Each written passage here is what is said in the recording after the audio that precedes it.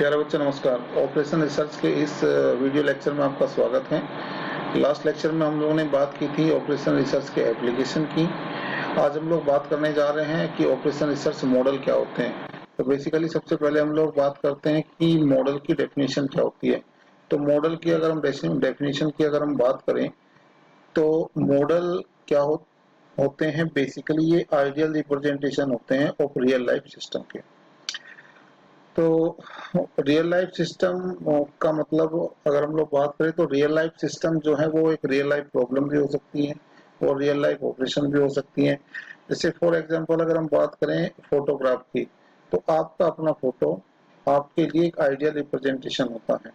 एक road map जो है वो आपके लिए आइडियल रिप्रेजेंटेशन होता है ओरिजिनल रोड का। अगर आप ओला या उबर में एक जगह से दूसरी जगह पर जाते हो तो आप अपने मोबाइल में रोड को देखते चलते हो, एक डायरेक्शन को देखते हुए चलते हो। तो वो जो रोड मैप होती है वो आपके लिए एक आइडियल रिप्रेजेंटेशन होती है। लेकिन मॉडल हमेशा वो फुल रियलिटी को नहीं बताता, वो पार्शियली रिप्रेजेंट करता है रियलिटी को। वो पूरी रियलिटी कोई भी मॉडल किसी के लिए भी किसी के भी बारे में 100% रियलिटी नहीं बताता है। जैसे फोटोग्राफ की अगर हम बात करें तो फोटोग्राफ आपका चेहरा दिखा देगा, आपके बाल दिखा देगा, आपका फिजिकल स्ट्रक्चर दिखा देगा, लेकिन कभी भी वो फुल ओरिजिनल रियलिटी क्या है आपकी वो नहीं दिखाता। तो ये एक मॉडल का ड्रॉबैक है कि पार्शियली रियलिटी को रिप्रेजेंट करता है। नेक्स्ट अगर हम लोग बात करें कि टाइप ऑफ मॉडल किस किस कितने टाइप के मॉडल बेसिकली होते हैं, तो there are many ways to classify the model. तो सबसे पहले हम लोग एक क्लासिफिकेशन है which is based on the function. तो फंक्शन के बेस पर हम लोग तीन मॉडल को पढ़ते हैं। नंबर वन है आपका नॉर्मेटिव मॉडल, नंबर टू है प्रिडिक्टिव मॉडल, नंबर थ्री है डिस्क्रिप्टिव मॉडल। तो सबसे पहले बात करते हैं नॉर्मेटिव मॉडल की। तो नॉर्मेटिव मॉडल एक ऐसा मॉडल होता है which provide the best solution to the problem subject to certain limitation. कुछ लिमिटेशन की अगर हम लोग बात करें तो लिमिटेशन को अगर हम छोड़ दें तो किसी भी प्रॉब्लम को का अगर जो बेस्ट सॉल्यूशन कोई मॉडल देता है तो ऐसे मॉडल को हम लोग बोलते हैं नॉर्मेटिव मॉडल। ठीक, इस मॉडल को हम लोग ऑप्टिमाइजिंग मॉडल भी बात बोलते हैं। इस मॉडल को जो नॉर्मेटिव मॉडल है इसको हम लोग ऑप्टिमाइजिंग मॉडल बोलते हैं या फिर इसको प्रिस्क्रिप्टिव मॉडल भी हम लोग इसको बोलते हैं। एग्जाम्पल अगर देखिए x-ray of healthy man, x-ray of healthy man. तो एक्सरे जब भी आप लेते हो तो जब आपको एक्सरे मिलता है तो वो एक्सरे आपकी, चाहे वो आपका पैर का एक्सरे हो चाहे हाथ का एक्सरे हो, वो आपके बारे में बेस्ट सॉल्यूशन देता है। लेकिन कंडीशन ये है, लिमिटेशन ये है कि करने वाला, जो एक्सरे करने वाला है वो डॉक्टर आपका सही होना चाहिए। बिजनेस में अगर हम बात करें सीपीएम और पर्ट मॉडल जो होते हैं ये नॉर्मेटिव मॉडल होते हैं। क्यों? क्योंकि सीपीएम और पर्ट मॉडल जो है ये आपका कोई भी प्रोजेक्ट को तैयार होने में कितना टाइम लगता है ये एक्चुअली में उसको रिप्रेजेंट करते हैं। तो ये दोनों भी मॉडल, ये दोनों मॉडल जो सीपीएम और पर्ट मॉडल हैं, ये दोनों मॉडल भी आपके बेस्ट सॉल्यूशन देते हैं। दूसरा मॉडल की अगर हम बात करें तो दूसरा मॉडल है प्रिडिक्टिव मॉडल। तो प्रिडिक्टिव मॉडल एक ऐसे मॉडल होते हैं जो आउटकम को प्रिडिक्ट करते हैं। किसी भी इवेंट के अगर आउटकम को प्रिडिक्ट कोई मॉडल करता है तो उस मॉडल को हम लोग प्रिडिक्ट मॉडल बोलते हैं, प्रिडिक्टिव मॉडल बोलते हैं। अगर आपने न्यूज कभी देखी हो तो न्यूज चैनल क्या करते हैं कि जैसे इलेक्शन होता है वो अपना आउटकम बताना शुरू कर देते हैं कि कौन सी पार्टी जीतेगी या कौन सी पार्टी हारेगी। तो वो क्या होता है, वो ऐसे मॉडल क्या होते हैं, this type of models are known as the predictive model. Third अगर हम लोग बात करें तो थर्ड आपका आता है डिस्क्रिप्टिव मॉडल। डिस्क्रिप्टिव मॉडल, तो डिस्क्रिप्टिव मॉडल क्या होते हैं? These models describe the system under study based on observation, survey, questionnaire results। तो डिस्क्रिप्टिव मॉडल क्या होते हैं? ये बेसिकली सिस्टम को डिस्क्राइब करते हैं, लेकिन ये ऑब्जर्वेशन के बेस पे डिस्क्राइब करते हैं, ये सर्वे करते हैं, क्वेश्चनर का रिजल्ट लेते हैं। जैसे अगर आपने देखा होगा ये ऑर्गेनाइजेशन चार्ट है, तो ऑर्गेनाइजेशन चार्ट जो होता है बेसिकली ये बनता है एम्प्लॉयज और मैनेजमेंट के बीच में। तो ये पहले एम्प्लॉयमेंट सेटिस्फेक्शन और मैनेजमेंट सेटिस्फेक्शन, इसके बीच में ऑर्गेनाइजेशनल चार्ट बनता है। तो पहले इसको ऑब्जर्वेशन किया जाता है, इसके बारे में सर्वे किया जाता है। प्लांट लेआउट डायग्राम, जैसे प्लांट लेआउट डायग्राम है कि कौन सी मशीन कहाँ पे लगेगी, ऑफिस कहाँ पे बनेगा, मशीनें कहाँ पे रहेगी, तो ऐसा डायग्राम आपका डिस्क्रिप्टिव मॉडल को रिप्रेजेंट करता है। दूसरा क्लासिफिकेशन है बच्चों, classification based on the structure. ये बड़ा इंपॉर्टेंट है, ये अक्सर एग्जाम में पूछा जाता है कि आइकॉनिक मॉडल क्या होते हैं, एनालॉग मॉडल क्या होते हैं और सिंबॉलिक मॉडल क्या होते हैं। तो ये तीनों ही मॉडल ये स्ट्रक्चर के ऊपर, स्ट्रक्चर के बेस पर क्लासिफाई किए गए हैं। तो आइकॉनिक मॉडल की अगर हम लोग बात करें तो आइकॉनिक मॉडल बेसिकली क्या होता है, एक फिजिकल मॉडल होता है, एक पिक्टोरियल मॉडल होता है, एक विजुअल रिप्रेजेंटेशन होता है रियल सिस्टम का। तो ये जो मॉडल होते हैं ये आपके स्केल्ड अप भी होते हैं और स्केल्ड डाउन। स्केल्ड अप का मतलब कि जो ओरिजिनल साइज अगर किसी मॉडल का होगा तो उस ओरिजिनल साइज से बड़े बनेंगे जब आप इसको रिप्रेजेंट करोगे। स्केल डाउन मॉडल का मतलब होता है कि जब आप मॉडल बनाओगे तो ओरिजिनल से छोटा बनेगा। तो कहने का मतलब ये है कि आइकॉनिक मॉडल आपके स्केल्ड अप भी हो सकते हैं और स्केल डाउन भी हो सकते हैं। एग्जाम्पल की अगर हम लोग बात करें तो किसी भी जो प्रपोज बिल्डिंग है उसका अगर हम लोग ब्लूप्रिंट तैयार करें, उसका ब्लूप्रिंट तैयार करें या उसका हम लोग मॉडल तैयार करें तो वो कभी भी इतना बड़ा नहीं बनेगा जितनी बड़ी बिल्डिंग है। अगर हम लोग सन का मॉडल बनाएं, सूरज का मॉडल बनाएं या उसके अंदर जो प्लैनेट्स है उसका बनाएं या फिर हम लोग मून का मॉडल बनाएं, मून का, चंद्रमा का मॉडल बनाएं, तो ये सारे मॉडल उतने बड़े कभी नहीं बन सकते जितने ये ओरिजिनल में होते हैं। तो इन सब मॉडल को हम लोग क्या बोलते हैं, स्केल डाउन मॉडल बोलते हैं।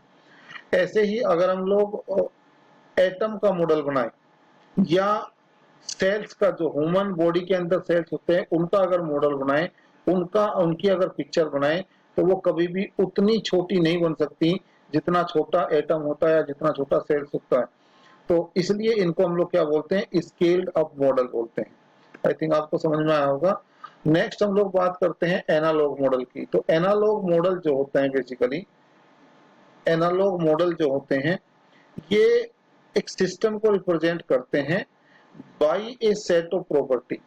एक प्रॉपर्टी की हेल्प से एक सिस्टम को रिप्रेजेंट करते हैं और which is different from the original system. जो ओरिजिनल सिस्टम उनको दिखाई देता है उससे ये अलग होते हैं, लेकिन हम लोग इसको रिप्रेजेंट करते हैं उसकी प्रॉपर्टी के आधार पर। प्रॉपर्टी कैसी, आप देखिए, तो जैसे एक बोरोमीटर है, एक बोरोमीटर है, तो बोरोमीटर क्या इंडिकेट करता है, वो इंडिकेट करता है चेंज इन एटमॉस्फेरिक प्रेशर। तो प्रेशर को इंडिकेट करता है। तो जैसे जैसे मूवमेंट होगा उसकी नीडल का ऐसे ऐसे वो आपको इंडिकेट करता है। तो प्रॉपर्टी क्या है, प्रॉपर्टी ये है कि बोरोमीटर में जो नीडल होती है उसकी प्रॉपर्टी के आधार पर हम लोग एटमॉस्फेयर में जो भी प्रेशर होता है उसको हम लोग मेजर करते हैं। ठीक है। एनालॉग मॉडल को कभी भी हम लोग फिजिकली असेंबल नहीं कर सकते। क्यों नहीं कर सकते, जैसे एटमॉस्फेयर एटमॉस्फेयर का प्रेशर है, तो एटमॉस्फेयर का प्रेशर है उसको हम लोग फिजिकली रिप्रेजेंट नहीं कर सकते। जो ग्राफ है, जैसे टाइम और डिस्टेंस के बीच में ग्राफ है, उसको हम लोग कभी भी फिजिकल रिप्रेजेंट नहीं कर सकते। फ्लो डायग्राम है, जो चार्ट्स बनाए जाते हैं, तो ये जितने भी हैं ये एनालॉग मॉडल होते हैं क्योंकि ये एक प्रॉपर्टी सिस्टम, एक प्रॉपर्टी से एक प्रॉपर्टी को रिप्रेजेंट करते हैं। ठीक है, ऐसे मॉडल जो किसी भी सिस्टम की प्रॉपर्टी से रिप्रेजेंट किए जाते हैं उसको हम लोग एनालॉग मॉडल बोलते हैं। थर्ड आता है सिंबॉलिक मॉडल। तो सिंबॉलिक मॉडल ये बड़ा इंपॉर्टेंट मॉडल है। सिंबॉलिक मॉडल बोलिए या फिर मैथमेटिकल मॉडल बोलिए, एक ही बात है। तो सिंबॉलिक मॉडल एक ऐसे मॉडल होते हैं जिसमें इंटर रिलेशनशिप को डिनोट करने के लिए हम लोग लेटर का भी यूज करते हैं, नंबर का भी यूज करते हैं और अदर टाइप ऑफ सिंबल को भी हम लोग यूज करते हैं। तो ऐसे मॉडल जिसमें जिसके अंदर इंटर रिलेशनशिप को रिप्रेजेंट करने के लिए लेटर, नंबर और अदर टाइप के सिंबल भी यूज किए जाते हैं। जैसे आपने क्वीनिंग मॉडल पढ़ा होगा, इन्वेंट्री मॉडल है, लीनियर प्रोग्रामिंग मॉडल है, ये सारे के सारे मॉडल जो हैं ये मैथमेटिकल मॉडल है। थर्ड क्लासिफिकेशन हम लोग को बच्चों पढ़ना है, classification based on the nature of an environment. Environment के नेचर के आधार पर अगर हम लोग बात करें तो हम लोग को बेसिकली दो मॉडल पढ़ने हैं। Number one is deterministic model and number two is probabilistic या स्टोकास्टिक मॉडल। तो डिटर्मिनिस्टिक मॉडल ऐसे मॉडल होते हैं, in this model all parameters and functional relationship are assumed to be known with certainty when decision is to be made। तो जब भी हम लोग कोई डिसीजन को लेना होता है तो हमको उसका आउटकम पता होता है। तो ऐसे मॉडल जब हम लोग डिसीजन लेते हैं तो उसका आउटकम, उसकी सर्टेनिटी 100% होती है कि हाँ ये बिल्कुल ऐसे ही होने वाला है। तो ऐसे मॉडल को हम लोग बोलते हैं डिटर्मिनिस्टिक मॉडल। जैसे ट्रांसपोर्टेशन है, ट्रांसपोर्टेशन मॉडल है, हमको पता है कि सामान एक कंपनी से, एक वेयर हाउस से मार्केट में जो दुकान है वहां तक पहुंचना है, तो वो पहुंचता है, ये डिटर्मिनिस्टिक मॉडल है। ये बात अलग है कि ट्रांसपोर्टेशन कॉस्ट कम आएगी या ज्यादा आएगी, ये एक अलग प्रॉब्लम है, लेकिन सामान वहां पे पहुंचता है। तो ऐसे मॉडल में हम लोग को आउटकम पता रहता है कि आउटकम है क्या, आउटकम 100% पता रहता है, सर्टेनिटी रहती है उसमें। ऐसे ही आपका असाइनमेंट मॉडल है। असाइनमेंट मॉडल में क्या है कि जो भी हम लोग असाइनमेंट, जॉब को असाइनमेंट करते हैं तो हम लोग ये मान के करते हैं कि कम से कम एक आदमी को एक ही जॉब मिले, एक आदमी, एक मशीन को एक जॉब मिले, या ऐसे इंसान को जॉब मिले जो कम से कम समय में इफिशिएंट टाइम में उसको उस जॉब को पूरा कर ले। ठीक है, तो डिटर्मिनिस्टिक मॉडल ऐसे मॉडल होते हैं जिसमें आउटकम जो है वो उसकी सर्टेनिटी रहती है। ठीक है, और सेकंड है आपका प्रोबेबिलिस्टिक मॉडल। तो प्रोबेबिलिस्टिक मॉडल या स्टोकास्टिक मॉडल एक ऐसे मॉडल होते हैं जिनमें आउटकम की प्रोबेबिलिटी की सर्टेनिटी नहीं रहती, प्रोबेबिलिटी 100% नहीं रहती, उसको प्रिडिक्ट नहीं किया जा सकता।